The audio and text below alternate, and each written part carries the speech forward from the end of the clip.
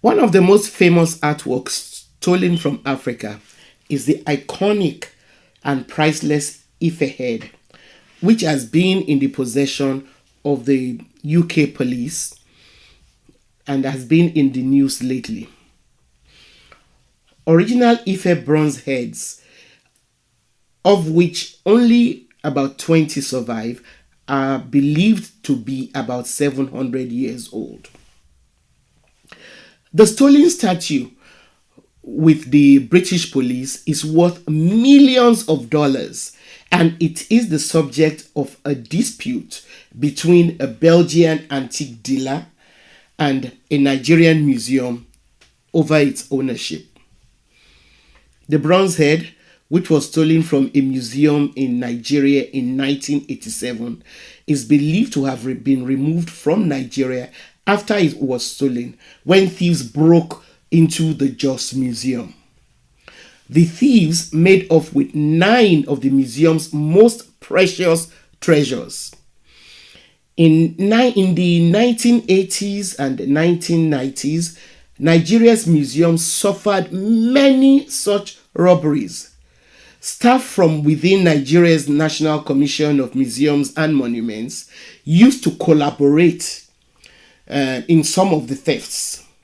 Most of the treasures that were stolen ended up being sold to foreign art collectors. Now, knowing all of this, in 2007, the Belgian authorities held an auction of confiscated art items. Among the items sold was the Ife head, which the British police now hold. The mystery of how the head ended up in the custody of the British is way too convoluted to go into here, because the sale by Belgian authorities raised a number of questions which one would hope the British would have answered by now. 2 of such questions are: 1. How did this stolen treasure land in the hands of the Belgian authorities? 2. Since it has been identified as one of the masterpieces stolen from a Nigerian museum in 1987, and it has, why are the British insisting on being neutral even in this blatant case of theft? And they are taking so long to return it to Nigeria. Why? Welcome to the Sankofa Pan-African series. Please support us through Patreon and by buying me coffee so we can continue to bring you this series. Subscribe if you haven't done so. And then please turn on your notification button so you know when we have new episodes. Of course, share our videos with all your contacts. Now, the Ife head is, however, only a tiny chip of the iceberg when it comes to the troves of African treasures held captive all over Europe and North America. Neither is it news that during colonial rule in Africa, thousands of cultural artifacts were stolen. While some African countries have been asking for the return of their artifacts, major museums across Europe have only agreed to loan some back, while a few others have returned maybe 1 or 2 in recent times. Now, France, surprise, surprise, has actually been reported to call for thousands of African art in its museums to be returned to the continent. Only time will tell if France is not just talking the talk, but will actually follow up by walking the walk. It is, however, important for us to remind ourselves about some of the precious artifacts and artworks that are still being held captive abroad, because about 90% of Africa's cultural heritage is believed to be in Europe. French art historians actually estimates that Musée de Croix Brani, Jacques Chirac in Paris alone holds about 70,000 African objects. And London's British Museum also has tens of thousands more. So let's start with the Rosetta Stone. The Rosetta Stone is about 1.12 meters, 3 feet 6 inches high stele, which was made out of granodiorite rock. It is believed to have been broken off from a bigger slab with text carved on it. The Rosetta Stone has 3 columns of the same inscription in hieroglyphics, Demotic Egyptian, and Greek. Researchers believe that the text on the stone is part of a decree that was written by priests in 196 BC during the reign of Pharaoh Ptolemy V. Hieroglyphics were the formal writing system used in ancient Egypt.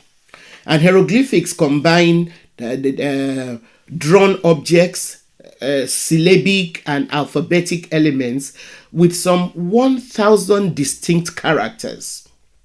The text on the Rosetta Stone has been the key used by researchers to decipher Egyptian hieroglyphics.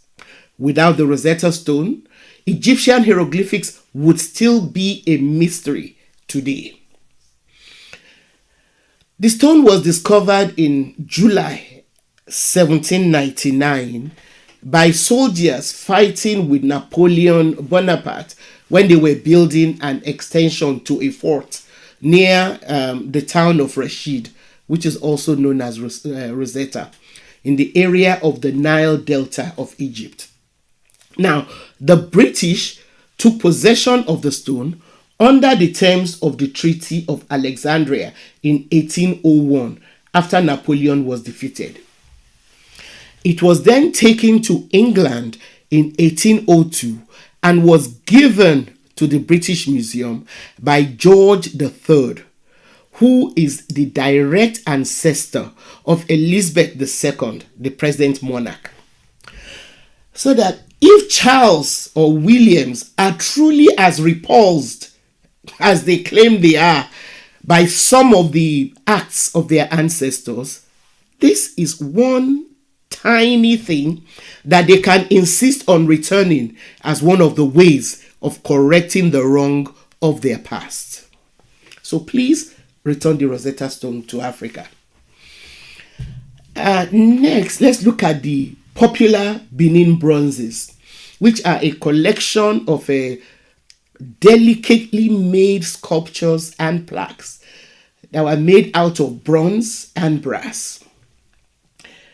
They were used to adorn the royal palace of the Oba in the Kingdom of Benin until they were stolen after Oba of Oranwen Nogbaisi was ambushed by the British in 1897 during a punitive expedition against Benin.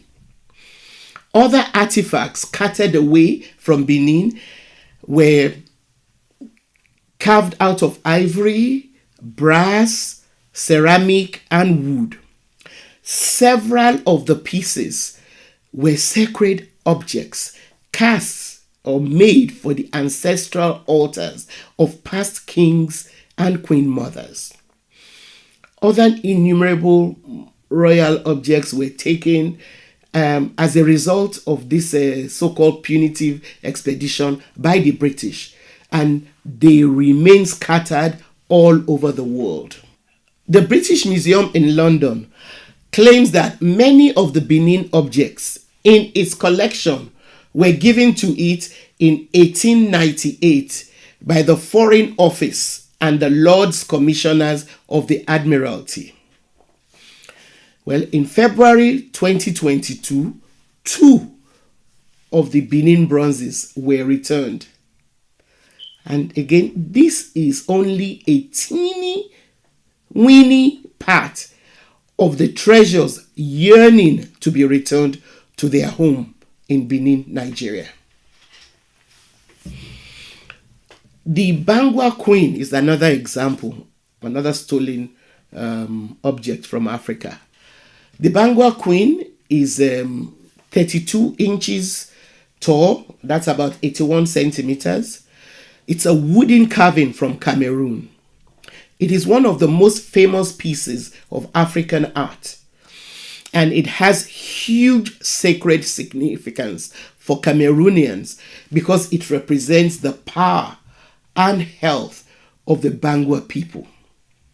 Bangua land is in present-day Lebialem district in southwest region of Cameroon. The Bangua Queen was looted by a German colonial agent, Gustav Conrau, around 1899, before the territory was even colonized. It made its way to the Museum for Volkerkunde in Berlin, from where it was purchased by an art collector in 1926. And according to the New York Times, U.S. art collector Harry A. Franklin bought the carving in 1966 for a mere $29,000. And after his death, the same artwork was sold at a Sotheby's auction for $3.4 million. The Dapa Foundation in Paris, France, now claims it owns the Bangua Queen sculpture. And as at 2019, the wooden sculpture was still part of a collection of the Dapa Foundation, which was exhibited in the Musée de Croix Branly Jacques Chirac in Paris. Next, let's look at the Magdala Treasures. The Magdala Treasures include an 18th century gold crown and a royal wedding dress, which were taken from Ethiopia by the British Army in 1868. The Magdala Treasures were so many that some historians report that it took 15 elephants and 200 mules to cart the loot from Magdala, which was the Emperor Theodosius II's northern citadel capital. The British claimed that they raided Magdala in retaliation for the detention of their consul. Some of the treasures were later deposited at the Victoria and Albert Museum in London. In 2021, some of the looted treasures were returned to Ethiopia over a century and a half after they were stolen by British troops. The return was facilitated by the Sherazade Foundation, a British non-profit which purchased some of the Magdala artifacts and turned them over to the Ethiopian ambassador to the UK. Now, the handful of artifacts returned include a handwritten Ethiopian religious text, crosses, and an imperial shield. But other prominent Ethiopian artifacts, like the Tabot Axe of the Covenant, which is at the British Museum, are still being held captive by British institutions. One of the most disturbing possessions, which should be returned to Ethiopia, but is still being held by the British, is the remains of Prince Alimayehu, who died aged 18 in Leeds in England. He died on the 14th of November 1879. It is believed that he was poisoned. He was buried at Windsor Castle, and the Ethiopian government has made several requests to have his remains returned to his motherland. Thanks for watching. Please support us through Patreon and by buying me coffee so we can continue to bring you the series. Subscribe and please turn on your notification buttons. Also, don't forget to share our videos with all your contacts. And of course, keep those comments coming. Thank you.